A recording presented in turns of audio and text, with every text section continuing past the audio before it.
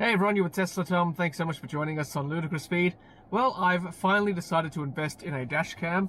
I purchased this BlackVue DR750S from dashcamsaustralia.com.au.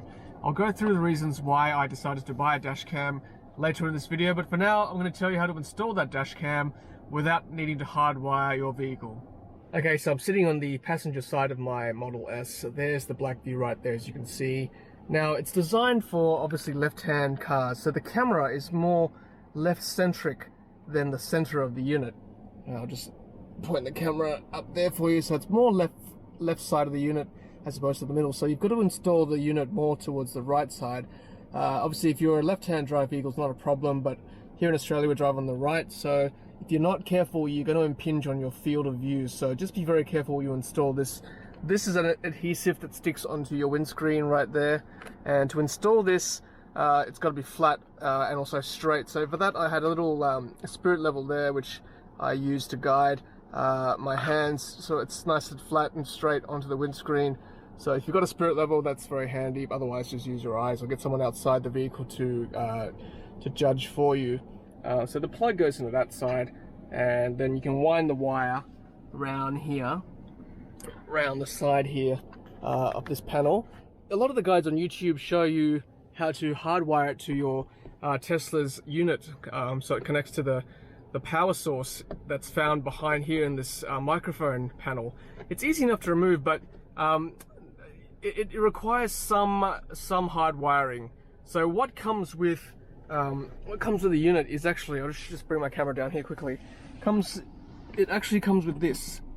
So this is a 12-volt connector or cigarette lighter connector.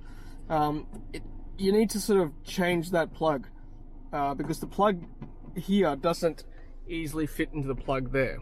I won't show you what it is, but if you look at any of the guides, you'll see that it requires a special connection. So I kind of didn't want to do that. I wasn't keen to hardwire it myself, and there was a big red sign on the box saying don't hardwire it, voids your warranty, etc. And I'm also keen not to fiddle too much with the electronics of my car, so I just had a little workaround, and the wire was pretty long too. So what I've done is the wire, I've hidden it in this panel here, and I've also used the tool that comes with the BlackVue. Now this is the pry tool I'm talking about there, so this is supplied with the unit. So with this pry tool, it's quite handy. You can actually use it to tuck the wire in. You can see it sticking out a little bit there. I'm not sure whether that's visible. There it is there. So that bit I couldn't quite get in because that's quite tight in there without actually removing this whole panel here. But the rest of the time, it's actually quite easy to slot the wire behind this panel here. There's another bit of wire that's exposed there. So that bit I can't quite push it, it's quite tight. But the rest of the time, the pry tool is pretty easy to use to tuck it in.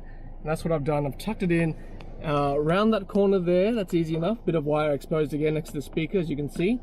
But again here, you can tuck it in there. And I'll open the door to show you here. So you can tuck it around this panel as well, which is what I've done.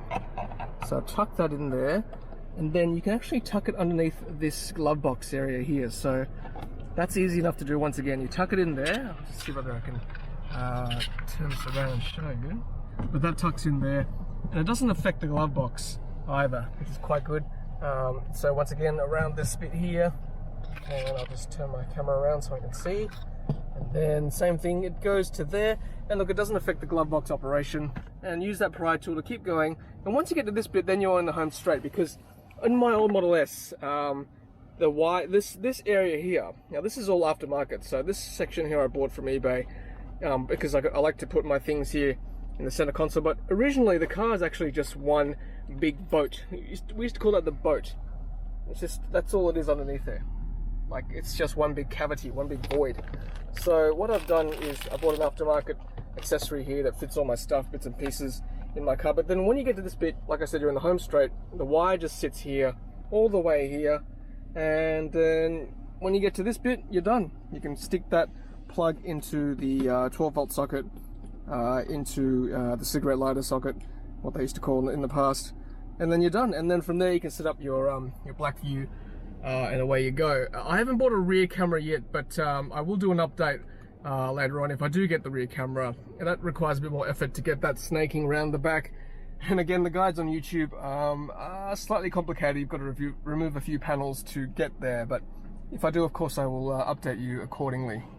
Okay, so I guess I should talk about why I decided to finally buy a dash cam. Well, my Tesla, as you guys know who've been following me, is an older Tesla. It's a pre-2016 Autopilot 1 with the old nose cone, and it doesn't come with Sentry mode anymore. So Sentry mode is in the newer Teslas, including the Model 3, where it's basically an inbuilt dash cam.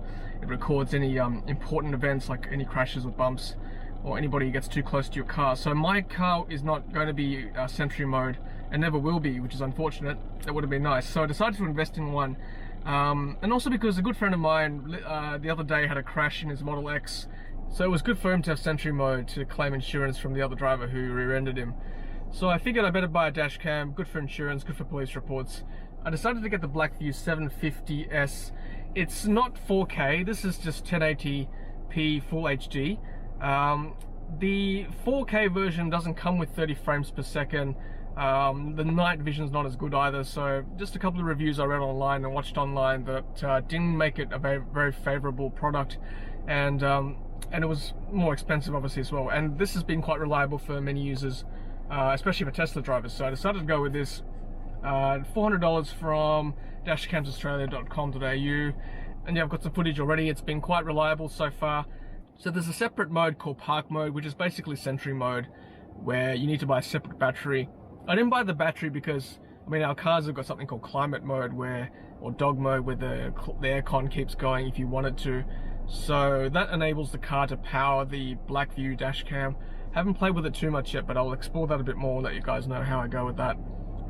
So that might be a way around, you know, having to buy a separate battery if you leave your car on dog mode or climate mode, but obviously it'll run the car's battery down, so it's a bit of a trade-off there.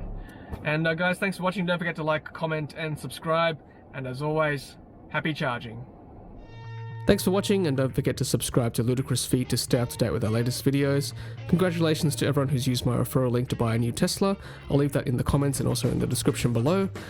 And follow me on Twitter, Instagram, and Facebook for more content. Happy charging!